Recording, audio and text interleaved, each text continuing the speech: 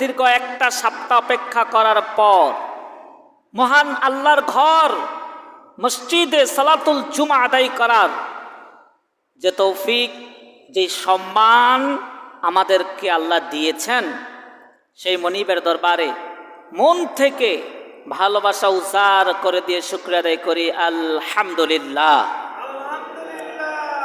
দুরূদ আকায়ে নামদার তাজদারে Medina সরকারে দো আলম আহমদ মুস্তাফা মুহাম্মদ মুস্তাফা, সকলে বলি সাল্লাল্লাহু আলাইহি ওয়াসাল্লাম।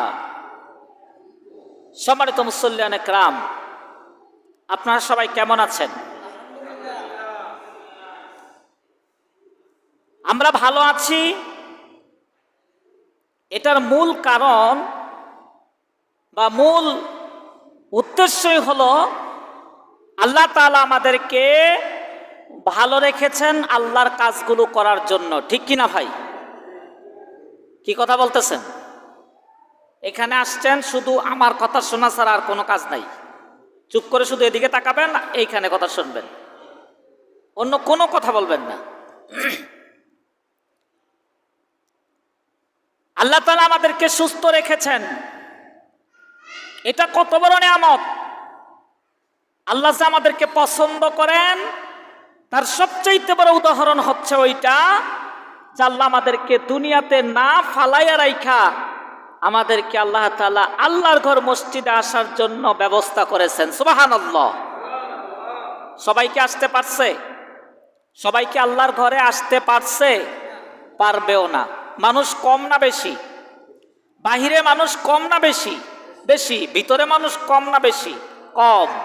কারণ বাজারে ওই জিনিসটার দাম বেশি থাকে যেই জিনিসটা কম থাকে, ঠিক কিনা ভাই? কথা বুঝছেন?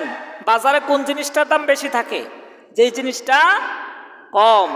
আল্লাহ তাআলার ঈমানদার বান্দা পৃথিবীতে কম, এর জন্য তাদের দামও বেশি। আল্লাহ তাআলা তাদেরকে এমন পরিমাণ, এমন দামে উত্তীর্ণ করেছেন, কোন এক বিশেষজ্ঞ আলেমে দ্বীন, লেখক, গবেষক, তিনাকে একজন সাধারণ আম পাবলিক, যার কোনো শিক্ষাগত যোগ্যতা নাই, তিনি প্রশ্ন করেছিল যে হুজুর বলেন তো দেখি, ইলম বড় না ঈমান বড়? কি প্রশ্ন করছে? হুজুর বলেন তো দেখি, ইলম বড় না ঈমান বড়?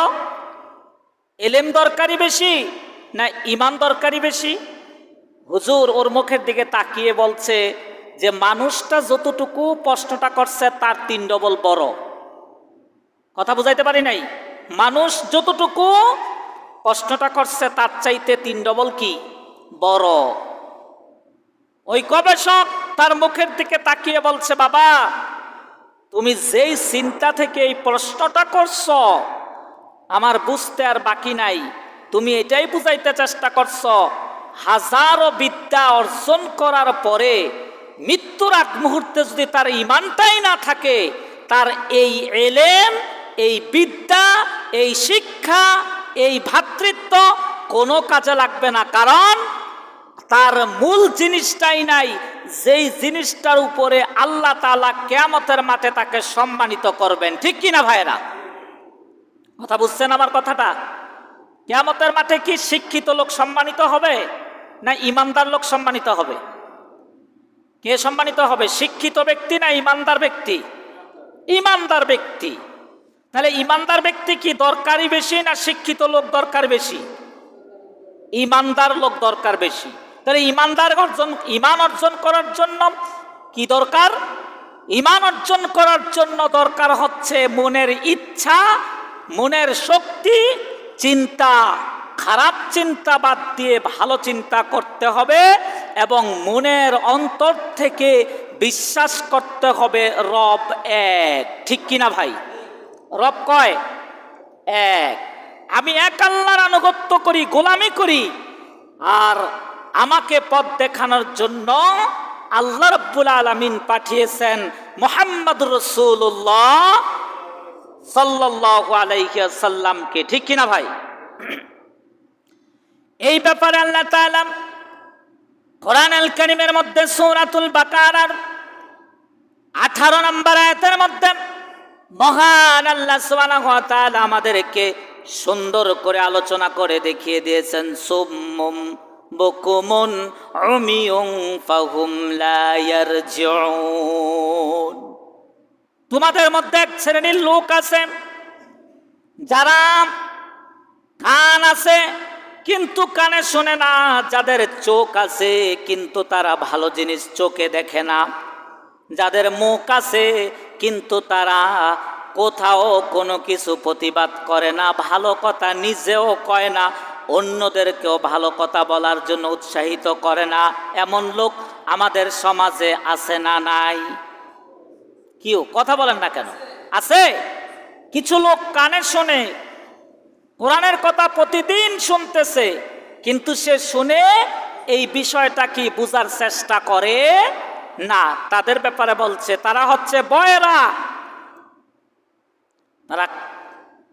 আরেকদল লোক আছে তারা মুখ বন্ধ করে থাকে, প্রতিবাদ করে না, হক কথা বলে না।